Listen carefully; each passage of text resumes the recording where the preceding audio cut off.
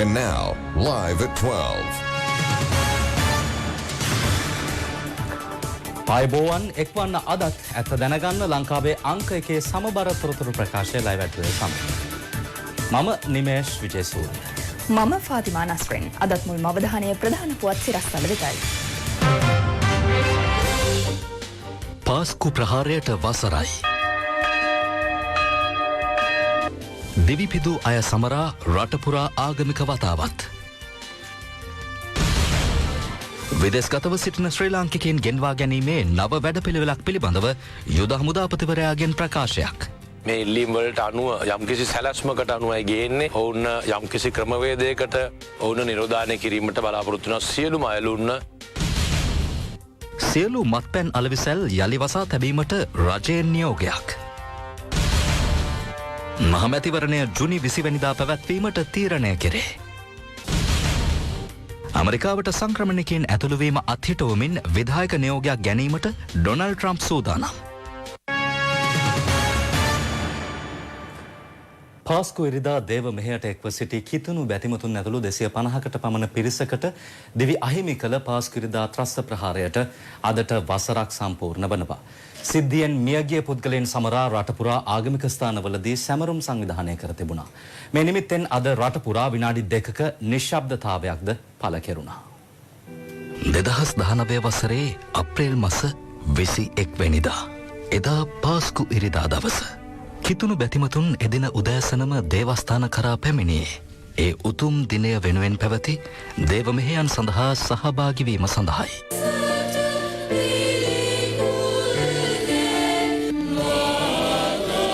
ඒත් නොසිතූ මොහොතක නොපැතූ අයුරින් ප්‍රදේශ කිහිපයක දේවස්ථානවලදී පිරිසක් එදින මේ අවාසනාවන්ත සිදුවීමට මුහුණ දුන්නා.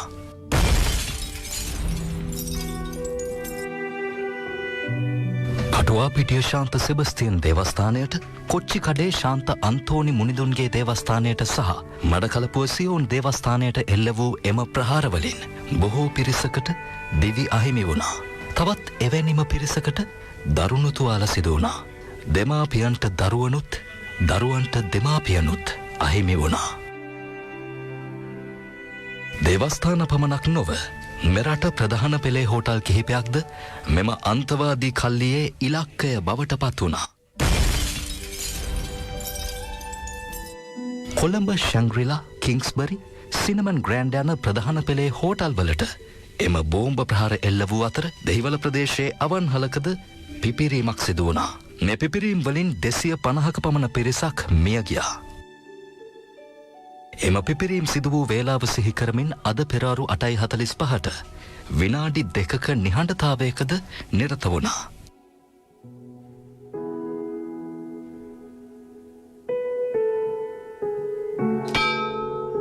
ප්‍රහාරයෙන් මියගිය අය සිහි කරමින් සහ තුවාල ලැබුවන්ට සෙත් පතමින් රාජගිරිය ශ්‍රී සුධර්මාරාම පුරාණ විහාරස්ථානයේදී අද පෙරවරුවේ ආගමික වතාවත් පැවැත්වුණා.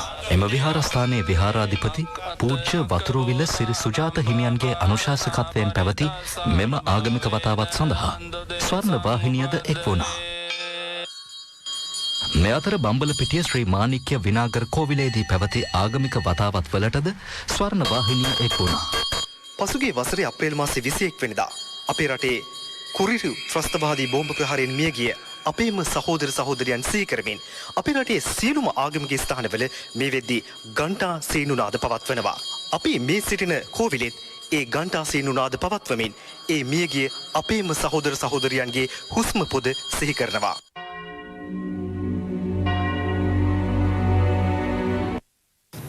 මේ අතර පාස්කු ප්‍රහාරය වැනි මහා මිනිස් ඝාතන රට තුළ නැවත සිදුවීම වළක්වා ගැනීමට නම් පාස්කු ප්‍රහාරයට සම්බන්ධ සමස්ත සංවිධාන ජාලය හඳුනාගත යුතු බව අතිඋතුම් මැල්කම් කාදිනල් රංජිත් හිමිපාණන් පවසනවා. පාස්කු ප්‍රහාරයට වසරක් සපිරීම වෙනුවෙන් විශේෂ ප්‍රකාශයක් සිදු කරමින් උන්වහන්සේ සඳහන් කරන්නේ ප්‍රහාරයට වසරක් සම්පූර්ණ වී තිබුණත් එහි මහමොලකරුවන් මෙතෙක් හෙළි වී නොමැති බවයි. ඒ බෝම්බ ප්‍රහාරයෙන් අපේ සහෝදර සහෝදරියන් බොහෝ දෙනෙක් මරණයට පත් වුණා. ඒ වගේම විදේශීය රටවල් වල ඉඳලා ආපු සංචාරකයන් බොහෝ දෙනෙක් මරණයට පත් වුණා. බොහෝ දෙනෙකුට තුවාල සිදු වුණා. ඒ අය අතර බෞද්ධ, හින්දු, මුස්ලිම් ඒ සියලු දෙනාම හිටියා. මේ සිදුවීම පිටුපස්සේ ඉන්න අය උත්සාහ කළේ මේ රට තුළ ලොකු ව්‍යසනයක් නිර්මාණය කරන්නට. නමුත් අපි අපේ සහෝදරත්වයේ එකමුතුව පෙන්නලා අපි එය පරාජයට පත් කරා. ඒ එකමුතුව අපි දිගටම ආරක්ෂා කරමු කියලා පළමුව මම ප්‍රකාශ කරන්නට කැමතියි. දෙවෙනුව අපි මේ සම්බන්ධව වගකිව යුත්තේ කවුද කියන එක පිළිබඳව සොයා බැලීම අපේ යුතුකමක් වෙනවා. මේ වගේ අවස්ථාවකදී අපේ යුතුකමක් තියෙනවා ඉදිරියට මේ වගේ දේවල් අපේ රට තුළ සිදු නොවන්නට වැඩ කටයුතු කිරීම. අවුරුද්දක් ගෙවි තිබුණත් තාමත් අපිට මේ කාරණාව පිටිපස්සේ හිටියේ කවුද කියන එක ගැන සත්‍ය තොරතුරු සොයා ගන්නට බැරි වෙලා තියෙනවා. ඒ අය මෙහෙවපු අය, ඒ අයට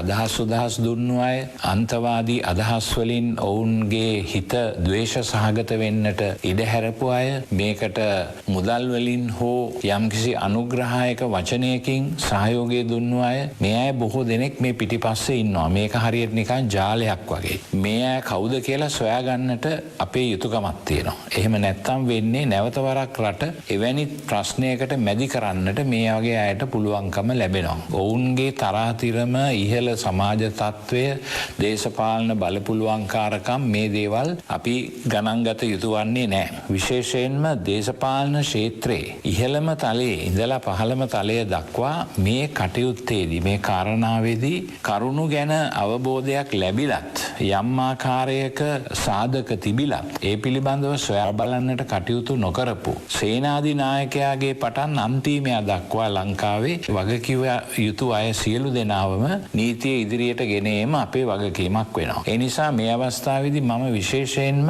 ජනාධිපති ගෝඨාභය රාජපක්ෂ මහතා විසින් අපරාධ පරීක්ෂණ දෙපාර්තමේන්තුව හරහා කරගෙන යන ඒ විමර්ශනය ඉතාමත්ම ශක්තිමත්ව කළ යුතුයි කියලා මේ අවස්ථාවේදී මම ප්‍රකාශ කර සිටිනවා. අපි එතුමාගෙන් ඉල්ලීමක් කරනවා කිසිම කෙනෙකුගේ බලපෑමට මේ යටත් කරන්න දෙන්න එපා. මීට කලිනුත් අපේ රටේ තිබිච්ච ඉතාමත්ම වැරදි ආකල්පයක් තමයි මිනිමැරුම්, බෝම්බ ප්‍රහාර මේ වගේ දේවල් රතු පලසයට හඟවන ප්‍රතිපත්තිය. ඒ වගේ දෙයක් මේ සිද්ධියේදී සිදු කරන්නට අපිට ඉඩ දෙන්න බැහැ. මේ අතර පාස්කු ප්‍රහාරයට වසරක් සපිරෙන අද දවස තුල ජනාධිපති ගෝඨාභය රාජපක්ෂ මහතා විශේෂ නිවේදනයක් නිකුත් කර තිබෙනවා. එම නිවේදනයේ සිරස්තලය මෙසේයි. අන්තවාදී ප්‍රචණ්ඩත්වයට කිසිවිට ඉඩ නොතබමු. මේ සාහසික අපරාධයෙන් ජීවිත අහිමි වූවන්ගේ සහ බරපතල තුවාල ලැබුවන්ගේ පවුල්වල සමාජිකයන්ට ඉන් බලවත් කම්පනයට පත් වූ කතෝලික ජනතාවට සහ සමස්ත ශ්‍රී ලංකා වාසීන්ට මම මගේ සංවේගය පුද කරනවා. ප්‍රහාරයෙන් මියගිය ඉතා වැඩි පිරිස කතෝලික බැතිමතුන් වුවත් එය ඔවුන් පමණක් නොව සමස්ත ශ්‍රී ලාංකීය ජනතාවම ඉලක්ක කරගත් ත්‍රස්තවාදී ක්‍රියාවක්. කුමන මතවාදයක නාමයෙන් මෙබඳු මිනිස් ඝාතන සිදු කළද එය මනුෂ්‍ය වර්ගයාටම නිගාවක්. සෞභාග්‍යයේ දැක්ම මගේ ප්‍රතිපත්ති ප්‍රකාශනයෙන් ප්‍රතිඥා දුන් පරිදි මගේ පාලන සමය තුල සියලු ජනකොටස්වල ආරක්ෂාව තහවුරු කරන බවටත් කුමන ආකාරයක හෝ අන්තවාදයකට අන්තවාදී ප්‍රචණ්ඩත්වයට ඉඩ නොතබන බවටත් පාස්කු ඉරිදා ප්‍රහාරයට වගකිව යුත්තන් නිශ්චිතව හඳුනාගෙන නීතිය හමුවට පමුණවන බවටත් මම මගේ ජනතාවට සහතික වෙමි. පාස්කු ඉරිදා ප්‍රහාරයෙන් විපතටපත් සහ කම්පනයටපත් කතෝලික ජනයා ඇතුළු ශ්‍රී ලංකාවාසීන් වෙත මම නැවත වරක් සංවේගය පළ කර සිටිමි. ඒ ජනාධිපති ගෝඨාභය රාජපක්ෂ මහතාගේ නිවේදනය. මේ අතර පාස්කු ඉරිදා ප්‍රහාරය අනුස්මරණය කරමින් අද පෙරවරුවේ ස්වර්ණවාහිනිය විශේෂ සාකච්ඡාවක් පැවැත්වීමටද පියවර ගත්තා. ඒ මහාචාර්ය රාජකීය පඬිත පූජ්‍ය මැදගොඩ අබේතිස්ස හිමියන් සහ සීදුව ශාන්ත තෝමස් කතෝලික ජාත්‍යන්තර පාසලේ විදුහල්පති ගරු කෙනඩි පෙරේරා පියතුමන් සහ සෙත්සරණ කැරිටාස් කොළඹ ආයතනයේ අධ්‍යක්ෂ ගරු ලෝරන්ස් රාමනායක පියතුමන්ගේ සහභාගීත්වයෙන් මෙතනදී අපි දැක්කා අපේ ආගමික නායකයන්ගේ එකතුවීම සහජීවනය. මෙතනින් අපිට අලුත් පාඩමක් තිබෙනවා නේද අපේ හැමෝටම. ඇත්තටම ගත්තොත් එහෙම මේක ක්‍රමානුකූලව අපිව විරසක කරන, ભેද කරන නොයෙක් දේවල් එක එක කාලවල ආවා. ඒවා දේශපාලන උමනාවක් වෙන මොකවත් නෙමෙයි. ඒ නිසා ඒ ආගමික දේශපාලනය තමයි මේ සමස්ත විනාශයට මුල. මේ රටේ වගකීම් යුතුම කණ්ඩායමයි බෞද්ධ. බෞද්ධයන්ට විශේෂ වගකීමක් තියෙන මේ රටේ ආගමික සමගිය වෙනුවෙන් යමක් කරන්න. ආගම කියනවා පෞද්ගලිකයි. පෞද්ගලික ආගම තමන් අදාගමු. හැබැයි ආගම කියන කාරණාව මේ රටේ මිනිස්සුන්ගේ ජීවිත විනාශ කරන තැනට අරගෙන එනවා නම් ඒක වැරදි. යම් කිසි කෙනෙක් දෙවියන්ගෙන් ප්‍රතික්ෂේප වෙන්නේ මුලින්ම සත්පුරුෂකම නැති වුණොත්, මනුස්සකම නැති වුණොත්. ඒ නිසා මේ මනුෂ්‍යත්වයේ ආගම අපි ඔක්කොටම ගන්නවා. මේ හැම ආගමකම තියෙන මනුෂ්‍යත්වයේ කොටස. අන්නේ මනුෂ්‍යත්වයේ ආගම අපිට උගන්වන්න පුළුවන් වුණොත් කවදාවත් මේ වගේ දේවල් අපිට අපි ජීවත් වෙනකන්වත් අහන්න ලැබෙන එකක් නෑ. ස්වාමින් වහන්සේ සඳහන් කළා වගේ ඇත්ත වශයෙන්ම පොදු ධර්මතාවයක් තිබෙනවා. ඒ වගේම මේ පොදු ධර්මතාවය අපි පාට කරගන්න විදියක් තිබෙනවා. ඒ පාට කරගන්න විදිය ඒ ධර්මතාවය රකින්නට දාන කණ්ණාඩිය තමයි ආගම කියලා කියන්නේ. මේ හැම ආගමක් තුලම සිටිනවා වැරදි අර්ථකථනය කරමින් ආගමික අන්තවාදය කරා යන කොටසක්. ඉතින් මේ අය තමයි හුඟක් වියවුල් කරන්නේ. කිසිම දායක කතෝලික ධර්මයත් ඊස්ලාමික ධර්මයත් අතර ගැටණයක් ශ්‍රී ලංකාවේ තිබුණයි කියලා මම අහලා නැහැ. මේ බෝම්බේ උදුර කොහෙන් පාදක වුණාද කියලා මට හිතා ගන්නට බෑ. ඒ සහෝදරත්වයේ තිබුණා. අර අන්තවාදය ඇවිල්ලා මේ සියල්ල විරසක කරලා දානවා. ඉතින් අපිට ඒ කොටස හරියට තේරුම් ගන්නට පුළුවන් නම් අපිට විරසක වෙන්නට අවශ්‍ය නැහැ. මේ සහජීවනය ලේසියෙන්ම අත්දකින්නට පුළුවන්. අපි අපේ ධර්මය තුළ අපි පෝෂණයක් ලබලා අපි අනිත් අයට පණිවිඩයක් දෙන්න. ඔබේ තුවාලවල පහරවල් තියේවි. ඒ සලකුණු තියේවි. ඒවට අපි ආදරය කරමු. ඒවා වෛරයේ සංකේත නෙමෙයි. අපේ ධර්මයෙන් අපි ගත්තු දේවල් වලින් පෝෂණය වෙච්ච සංකේත බවට අපි ඒ සංකේත වලට ආදරය කරමු. ඒ තුවාල කවදාකවත් අපි මරණ තාක්කල් මැරෙන්නේ නැහැ. නමුත් අපිට තේරුමක් දෙන්න පුළුවන්. අපි ඒකට ආදරය කරන තුවාලයක් කරමු. මගේ තාත්තත් එක්ක ඉඳලා තමයි මේ තුවාලේ මට ඇති වුනේ. මම තාත්තට ආදරය කරනවා වගේම තමයි ඒ දුවෙක් කියනවා මම මේ තුවාලෙට ආදරය කරන්නේ. ඇයි? තාත්තා මිය ගියා මා ළඟ ඉඳලා. හැබැයි මට මේ ඔපරේෂන් එකේ මේ පැල්ලම දුන්නා. මේ පැල්ලම මම මකන්න හදන්නේ නැහැ. මගේ තාත්තගේ සලකුණ තමයි මේ මොහොත තියෙන්නේ. ඒක නිසා සුබවාදීව අපි මේ ගමන යමු කියන අදහස ඔබේ හදවත්වල අපි තබනවා. යම් පාලනයක් සහිතව ඇඳරි නීතිය ලිහිල් කළද කොරෝනා පාලනය සඳහා ජනතාව සතු වගකීම අත් නොහල යුතු බව ජනාධිපති ගෝඨාභය රාජපක්ෂ මහතා පවසනවා. ජනාධිපති ප්‍රධාන උපදේශක ලලිත් වීරතුංග මහතා සමග ඊයේ රාත්‍රියේ පැවති විශේෂ සාකච්ඡාවකදී ජනාධිපතිවරයා මේ බව සඳහන් කළා. මෙහිදී රටේ ඉදිරි ආර්ථික වැඩපිළිවෙල සහ පාර්ලිමේන්තු මැතිවරණය සම්බන්ධයෙන්ද ජනාධිපතිවරයා අදහස් පළ කළා. විශාල වගකීමක් ජනතාවට පැවරෙනවා. අපි මේ විවෘත කරත් මේ සීමාවන් තුළට අනවශ්‍ය ගමන් යන්නට නෙවෙයි මේ විවෘත කරන්න. මේ වගකීම ජනතාව හොඳ හැටි තේරුම් ගන්නට ඕන. මේ වෛරසය නිසා තිබෙන තර්ජනය ඉවර වෙලා නැහැ. අපි පාලනය කළ කළමනාකරණය කරගෙන තිබෙනවා. ඒක අපි ඒ විදියටම ඉදිරියට ගෙනියන්නට අපිට ජනතාවගේ සහයෝගය ඉතාමත්ම වැදගත් වෙනවා. අතිගරු ජනාධිපතිතුමනි සමහර අය කියනවා ඇයි මේක තව ටිකක් ප්‍රමාද කරන්න බැරි? තව මාසයක් වහලා තියන්න පුළුවන් නම් මමත් කැමතියි. නිරෝධායන පැත්තේ. නිරෝධායන පැත්තේ. කල්පනා කරලා බලන්න. මෙහෙම අවස්ථාවක නෙවෙයි. සාමාන්‍ය වශයෙන් මාසයක් රටක් වහලා තිබුණොත් කොහොම තත්ත්වයකට දෙන්නේ කියලා. මේ විවෘත කිරීම නිසා යම්කිසි කෙනෙකුට යම්කිසි සැකයක් ඇති වෙනවා නම් ඒ සැකය දුරු කරන්නට පුළුවන් වෙන්නේ ජනතාවටම. ඇයි අපි වහලා තියන්නේ? ඇයි අපි ඇඳිරි නීතිය දාන්නේ? ජනතාවක් හැටියට වගකීමකින් යුක්තව ඉන්නවනම් අපිට මේ ප්‍රශ්නය මුහුණ පාන්නට වෙන්නේ නැහැ. දැන් අපේ ආර්ථිකය ගැන ඔබතුමන්ට අලුතෙන්ම හිතන්නට වෙලා මේක අපිට හොඳ අවස්ථාවක්. අපේ මේ ආර්ථික සැලැස්ම අපි මේ මොඩල් වෙනස් කරන්නට දේශීය ආර්ථික සැලැස්මකට යොමු වීමට හොඳම අවස්ථාව. අපි විශාල කාලයක් තිස්සේ අපේ රටේ නිපදවන්න පුළුවන් දේත් අපි පිටරටින් ගෙනාවා. වගේම අපේ රටේ නිපදවමින් තිබුණු දේවල් අර ලාභෙට පිටරටින් ගෙනාපු නිසා ඒවත් අඩාල වෙලා ගියා, වැහිලා ගියා ඒ කර්මාන්ත. අපිට මේක හොඳම අවස්ථාව. කෘෂි කර්මාන්තය අතින් ස්වයංපෝෂිත වෙනවා විතරක් නෙවෙයි අපේ රටේ නිෂ්පාදනය කළා ඒවා පිටරටට යවන්නට හොඳ අවස්ථාවක් උදා වෙලා තියෙනවා. මේ දිනවල විරුද්ධ පක්ෂයේ සහ එයට සම්බන්ධ නොයෙකුත් කණ්ඩායම් මැතිවරණයක් පැවැත්වීමට සුදුසු වාතාවරණයක් නැති බව කියමින් ඒ බව හුවා දක්වමින් නොයෙකුත් ප්‍රකාශ කරමින් සිටිනවා. මැතිවරණය දිගින් දිගටම කල් දැමීමට ඉල්ලීම් කිරීම හරහා රට ව්‍යවස්ථාපිත අර්බුදයකට ගෙනයා හැකියයි. සිහින දකින්නන්ගේ යටි අරමුණ කුමක්ද යන්න වටහා ගැනීමේ අවස්ථාවක් ජනතාවට අද තිබෙනවා. රටට අවශ්‍ය කුමක්ද? එය කළ හැක්කේ කෙසේද යන් සම්බන්ධයෙන් විශේෂ නීතිමය ගැටලුවක් මේ අවස්ථාවේ නැති බවත්, ව්‍යවස්ථාපිතව සිදුවේ යුක්ත ඉතා පැහැදිලි බවත්, අවසාන වගකීම තිබෙන්නේ කාළඟද යන්න ගැන සැකයක් නැති බව මම සියලු දෙනාටම මතක් කර දෙන්නට කැමති. කොළඹ කෙසෙල්වත්ත බණ්ඩාරනායක මාවතේ පදිංචිව සිටි තවත් දහසකට වැඩි පිරිසක් අද පෙරවරුවේ නිරෝධායන මධ්‍යස්ථාන වෙත රැගෙන ගියා. ඒ ආරක්ෂක අංශ දෙක්ව සිදු කළ විශේෂ මෙහෙයුමකින් අනතුරුවයි. මේ අතර ජංගම මත්ස්‍ය වෙළඳාමේ නිරත වූ පුද්ගලයෙක්ට COVID-19 වෛරසය ආසාදනය වී ඇති බව හෙළිවීමත් සමග පිළියන්දල නිවන්තිඩිය ග්‍රාමෝදය මාවතේ නිවාස 11ක පුද්ගලයින් 66 දෙනෙක් ස්වයං නිරෝධායනයට ලක් කර තිබෙනවා. මේ අතර මේ වන විට මෙරටින් හමු වී ඇති COVID-19 ආසාදිතයින් සංඛ්‍යාව 304ක් දක්වා ඉහළ ගොස් තිබෙනවා. පිළියන්දල නිවන්තිඩිය ග්‍රාමෝදය මාවතේ මත්ස්‍ය ව්‍යාපාරිකයෙක් කොරෝනා ආසාදිතයෙක් බවට තහවුරු වීමත් සමග ඔහු IDH රෝහලට ඇතුළත් කරනු ලැබුවේ ඊයේ දිනේ. පිළියන්දල සෞඛ්‍ය වෛද්‍ය නිලධාරී බල ප්‍රදේශයෙන් හමු වූ ප්‍රථම කොරෝනා ආසාදිතයා මොහු වනවා. මේත් සමග මෙම මත්ස්‍ය ව්‍යාපාරිකයා ආගිය බව කියන එම ප්‍රදේශයේ නීතිඥවරයෙකුගේ නිවසක් සහ ග්‍රාම සේවා නිලධාරියෙකුගේ නිවසක් ඇතුළු නිවාස 11ක පුද්ගලයන් 66 දෙනෙකු ස්වයං නිරෝධායනයට ලක් කර තිබෙනවා. ආසාදිත පුද්ගලයාගේ සහෝදරයෙකු පසුගිය මාස 14 වෙනිදා ඕස්ට්‍රේලියාවේ සිට මෙරටට පැමිණ දින 14ක කාලයක් නිරෝධායනයට ලක්ව තිබෙනවා. මෙම ආසාදිත පුද්ගලයා මීට දින කිහිපයකට පෙර පෑලියගොඩ මත්ස්‍ය වෙළඳ පොළට මෙන්ම බෝකුන්දර ආර්ථික මධ්‍යස්ථානයට ගොස් අලවිය සඳහා මසුන් මිලදීගෙන ඇති බව අනාවරණය වී ඇති බවයි පිළියන්දල සෞඛ්‍ය වෛද්‍ය නිලධාරී වෛද්‍ය ඉන්දික එල්ලාවල මහතා ප්‍රකාශ කළේ. මේ අතර මෙරටින් වාර්තා වී ඇති COVID-19 ආසාදිත සංඛ්‍යාව මේ වන විට 309 දක්වා ඉහළ ගොස් තිබෙනවා.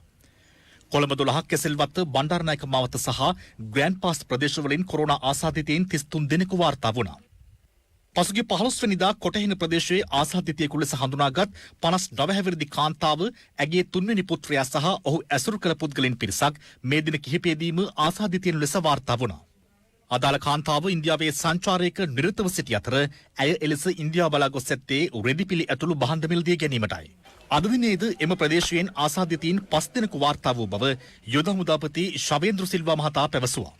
මේ අතර එම ප්‍රදේශයේ පදිංචිකරුවන් දහසකට අධික පිරිසක් අද දිනේදී නිරෝධායන මධ්‍යස්ථාන වෙත රැගෙන ගියා. අද දිනේද එම ප්‍රදේශයේ කොරෝනා ආසාදිතයින් හඳුනා ගැනීම සිදුවනවා.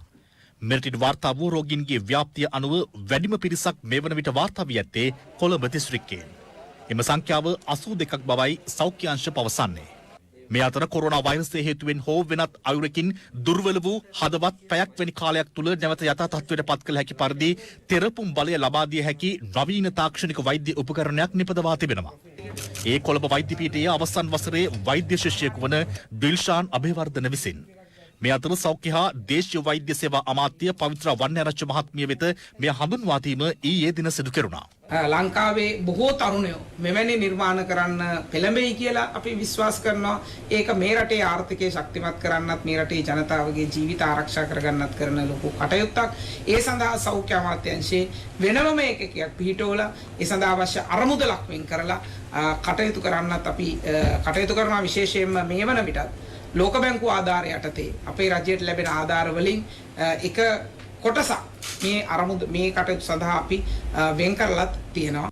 මේ අතර ශ්‍රී ලංකා වෛද්‍ය පරිපාලකින්ගේ විද්‍යායතනයෙන් COVID-19 සෞඛ්‍ය හා සමාජ ආරක්ෂණ අරමුදලට රුපියල් මිලියන 3ක් ප්‍රදානය කර තිබෙනවා. මෙම විද්‍යායතනයේ සභාපති නියෝජ්‍ය අධ්‍යක්ෂ ජෙනරාල් වෛද්‍ය හේමන්ත බෙනරගම මහතා පැවසුවේ සිය සමාජිකයින්ගේ වැටුපෙන් කොටසක් මෙලෙස ප්‍රදානය කළ බවයි. මෙම මුදල් ප්‍රදානය කිරීම පිළිබඳ ශ්‍රී ලංකා වෛද්‍ය පරිපාලන පාලකින්ගේ විද්‍යායතනයේ විශේෂ සාකච්ඡාවක්ද පැවැත්වුණා. මේ අතර COVID-19 වෛරසය බංග්ලාදේශය තුළ පැතිර යාමත් සමග එරට සිටින ශ්‍රී ලාංකිකයින් පිරිසක් සමාජ මාධ්‍ය ඔස්සේ අදහස් පළ කරනු ලැබුවා. ඔවුන් පවසන්නේ තමන්ව මෙරටට ගෙන්වා ගැනීමට අදාළ කඩිනම් පියවර ගන්නා ලෙසයි. මේ තියෙන ප්‍රශ්න ගැන ගොඩක් අය දන්නවා. මාලි සිටි එක මේ වෙනකොට ලොක්ඩවුන් කරලා තියෙන්නේ. කොහොම හරි අපිව ගෙන්න ගන්න කියලා තමයි අපිට කියන්න තියෙන්නේ. අපි පුළුවන් ඉක්මනට ශ්‍රී ලංකාවට වාර ගනී කියලා අපි බලාපොරොත්තු වෙනවා. දෙවයින පුරා සියලු මත්පැන් අලෙවිහල් නැවත දැනුම් දෙනතුරු වසා තබන ලෙස රජය නියෝග කර තිබෙනවා. ජනාධිපති මාධ්‍යාංශය අද මේ පිළිබඳව නිවේදනය කළා. COVID-19 වසංගතයට එරෙහි මෙහෙයුම ආරම්භ කිරීමත් සමගම පැන වූ ඇඳරි නීතියට සමගාමීව දිවයිනේ සියලු මත්පැන්හල්ද වසා දැමුණා. කෙසේ වෙතත් ඇඳරි නීතිය වරින් වර ලිහිල් කෙරුණද රජය නියෝග කළේ එම කාල සීමාවන් තුලදීවත් මත්පැන්හල් විවෘත නොකළ යුතු බවටයි. මේ අතර පසුගිය 19 වෙනිදා ඇඳරි නීති කාල සීමාවන් සංශෝධනය කිරීමෙන් පසුව මත්පැන්හල් විවෘත කර තැබීමට අවසරය හිමි වුණා.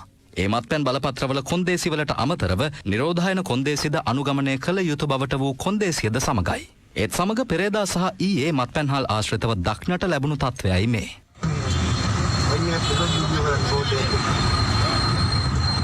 මේ අතර මත්පැන්හල් විවෘත කිරීමත් සමග ඇතැම් පුද්ගලයන් මත්පැන් පානය කර ඇති කරගත් ගැටුම් ගැනත් ප්‍රදේශ කිහිපයකින් වාර්තා වුණා. බාර් වහන්න කියලා මම කියන්නේ. ඊවල රාන්දු ප්‍රශ්න අපිට වත් නිදා ගන්න. හැමදාම රාන්දු එළි වෙනකන් රාන්දු අපි කිව්ද ඔක්කොම දෙකොල්ලක් අපේ කිව්ද. රුපියල් 5000 දීම් නාමෙන් බඩ නම් ගත්තේ නැහැ. ඔක්කොම බාර් වලට විදන් කරලා බාර් බහන්න මම කියන්නේ. මිනිස්සු බීලා ගහ ගන්නවා ගෑන් ගරු පාරවල. අතන මෙතන දුක් විඳිනවා නිකන් අපරාධ මේ 5000 දීම නාම තේරුම් නැහැ. මේ පිළිබඳව විවිධ පාර්ශ්ව වලින් විවේචනද එල්ල වුණා. ඒ අතරතුරයි මත්පැන්හල් නැවත දැනුම් දෙනතුරු මුළුමනින්ම වසා තැබීමට ආණ්ඩුව තීරණය කර තිබෙන්නේ. අද පෙරවරු 9ට පමණ මේ නියෝගය නිකුත් වන්නට පෙර අලුයම් කාලයේ සිටම ඇතැම් පිරිස් මත්පැන්හල් ඉදිරිපිට පෝලිම් ගැසී සිටිනු දක්නට ලැබුණා.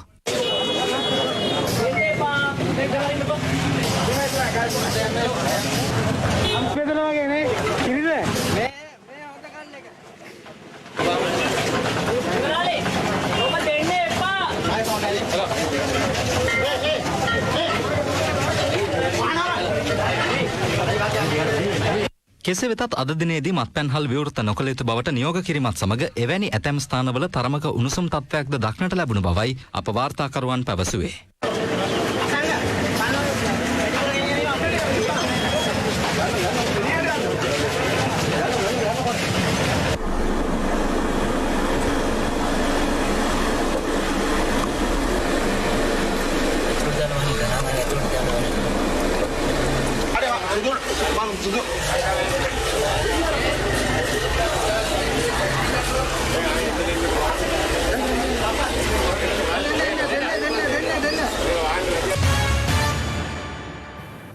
කොරෝනා වෛරසය හේතුවෙන් විදේශගතව සිටින ශ්‍රී ලාංකිකයින් මෙරටට ගෙන්වා ගැනීම අධියර කිහිපයක් යටතේ සිදු කරන බව යුද හමුදාපති ලුතිනල් ජෙනරල් ශවේන්ද්‍ර සිල්වා මහතා පවසනවා.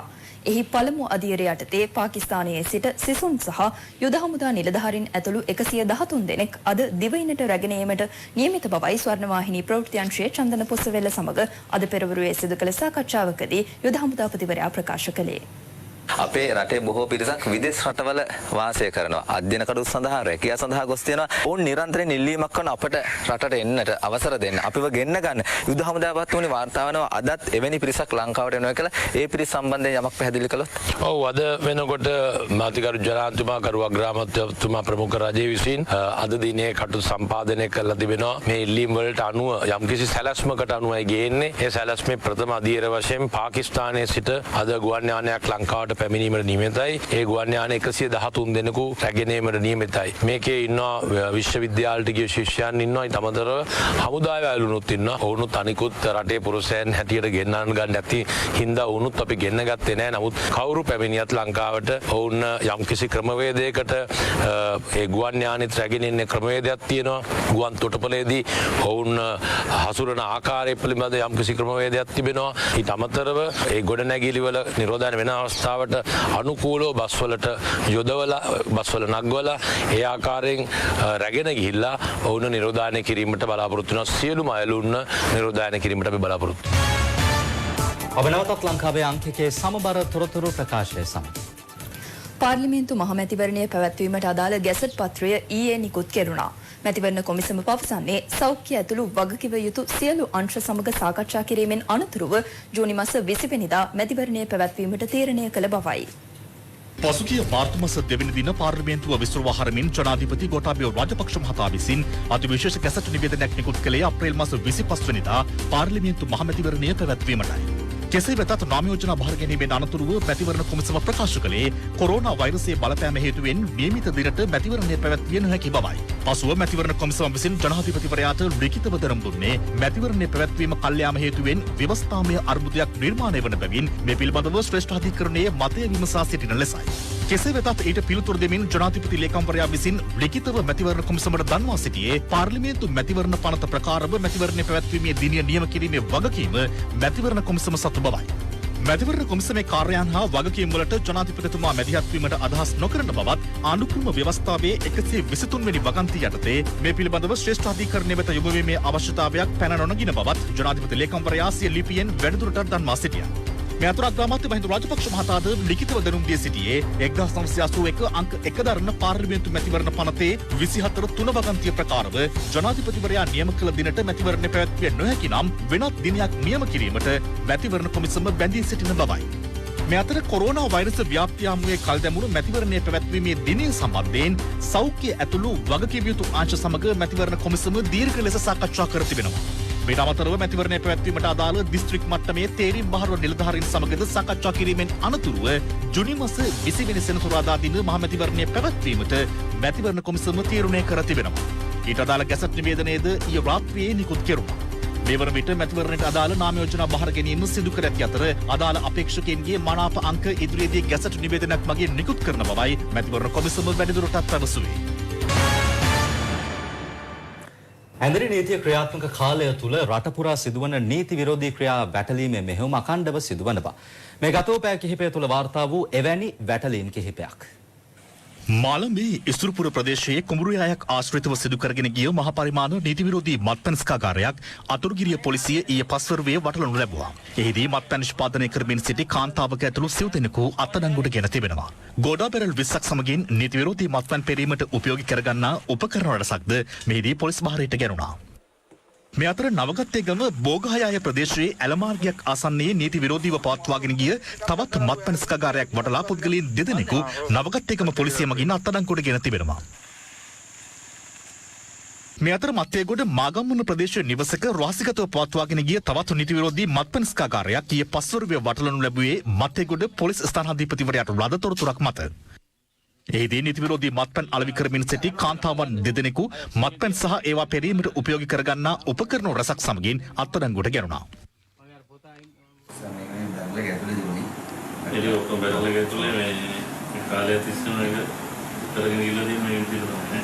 කහතුඩුව වෙනිවැල්ල කොළ ප්‍රදේශයේදීද නීති විරෝධී මත්පැන් අලෙවි කළ පුද්ගලයෙකු කහතුඩුව පොලිසිය මගින් අත්අඩංගුවට ගෙන තිබෙනවා.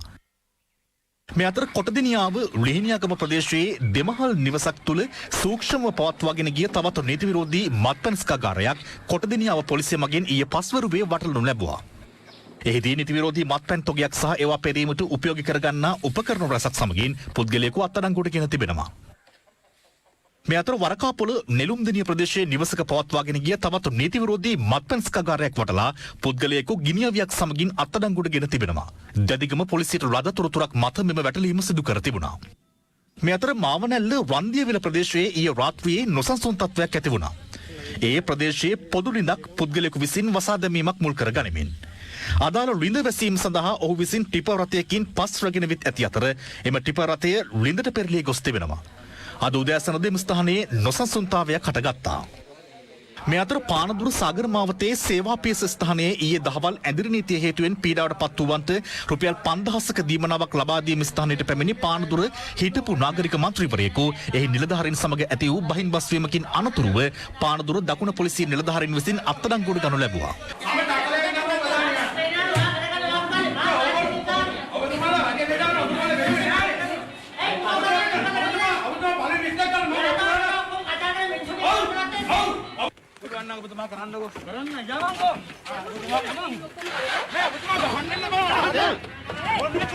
ඉංගිරිය රයිගම්මත්ත ප්‍රදේශයේදීද රුපියල් 5000 දීමනාව ලබා දෙන ස්ථානයට පැමිණි හොරණ ප්‍රාදේශීය සභා මන්ත්‍රීවරයෙකු එම නිලධාරීන් සමග උණුසුම් වචන හෝමාරුවක නිරත වුණා. අදාළ මන්ත්‍රීවරයා අද ඉංගිරිය පොලිසියට කැඳවා තිබෙනවා. එතකොට තෝරාගත්තු ලේඛනයට බෙදන්න අපිට සිද්ධ වෙනවා. ඒකට ඔබතුමාට පුළුවන් අදහස් ඉදිරිපත් කරන්න. මේ අතර නුගේගොඩ උඩහමුල්ල ප්‍රදේශයේදී හෙරෝයින් ග්‍රෑම් 10ක් සමග පුද්ගලයන් දෙදෙනෙකු නුගේගොඩ කොට්ටාස දූෂණ මර්දන අංශය මගින් ඊයේ පස්වරුවේ අත්අඩංගුවට ගැනුණා. තවත් දේශීය පුවතක්. කහවත්ත මූලික රෝහලේ කනිෂ්ඨ සෞඛ්‍ය කාර්ය මණ්ඩල නිලධාරීන් අද සිය සේවයෙන් ඉවත්ව වෘත්තීය සමිති ක්‍රියාමාර්ගයක නිරත වුණා. ඒ නිසි වෛද්‍ය වාර්තාවක් නොමැතිව රෝහල වෙත රැගෙන විත් තිබූ මෘතදේහයක් පිළිබඳ ගැටලුවක් මුල් කර ගනිමින්. පසුගිය 18 වෙනිදා රාත්‍රියේ COVID-19 යයි සැකසහිත රෝගියෙකුගේ මෘතදේහයක් වැලිගිපොළ ප්‍රාදේශීය රෝහලේ සිට කහවත්ත මූලික රෝහල වෙත රැගෙන විත් තිබුණා. එහිදී අදාළ මෘතදේහය කහවත්ත මූලික රෝහලේ මෘත ශරීරාගාරයට රැගෙන යාමට කටයුතු කළ රෝහල් කනිෂ්ඨ සේවකයා රෝහලේම කොටසක නිරෝධායනයට ලක් කිරීමට රෝහල් බලධාරීන් කටයුතු කර තිබෙනවා. කිව්වා වෙනියට ඉත්තා කියලා කියලා. ඊපස්සේ අපි බලන් ගියා කොහොම එකයි පාර්ටිද වගේ ගෙත් එක ආයතේ තමයි ඩොක් දාගෙන දීලා ගිහින් ගන්නකට ගිහිල්ලා මොකද ඉතින් පිට් එක කරලා ඊය දැකිය ඇරලා දුන්නා. ඊපස්සේ ඒගොල්ලන්ම ආපු අය ආවේ කිට් බිට් ගහගෙන කෝට් එහෙම දාලා ග්ලව්ස් දාලා ඔක්කොම කරලා ඊට පස්සේ ඒගොල්ලන්ට මම කිව්වා මොකද ගෙත් එක දාන්න තැටියට ඊට දැම්ම තැටියට ඒගොල්ලන්ම උස්සලා සහවුස දීපුවා තැටිය ඇතුලේ ඊපස්සේ මම තල්ලු කරා ඇතුලේ තල්ලු කරලා මම ගහලා ඊපස්සේ සිකුටේවත් එක්ක ආවෝ ඊපස්සේ පවුදම ගෙදර යන සාමාන්‍ය මීටර් 50ක් වගේ දීප්තයි බේන් කොල්ල දාලා කිව්වි ගෑන් නොහා පොදින්නේ යන්න දෙපා වකුවා දැන් මම ගෙදර යන්න දුව මෙහෙට එන්න අර ඩෙත් එක සැකයක් තියනවා. මේ අතර අදාළ දේහය රත්නපුර මහරෝහලට රැගෙන යාමට කටයුතු කර ඇති බවයි අප වාර්තාකරු සඳහන් කළේ. ඒ සඳහා නිසි වෛද්‍ය වාර්තාවක් ලබාගෙන නොමැති බවටයි කහවත්ත රෝහලේ කනිෂ්ඨ සේවකීන් පවසන්නේ.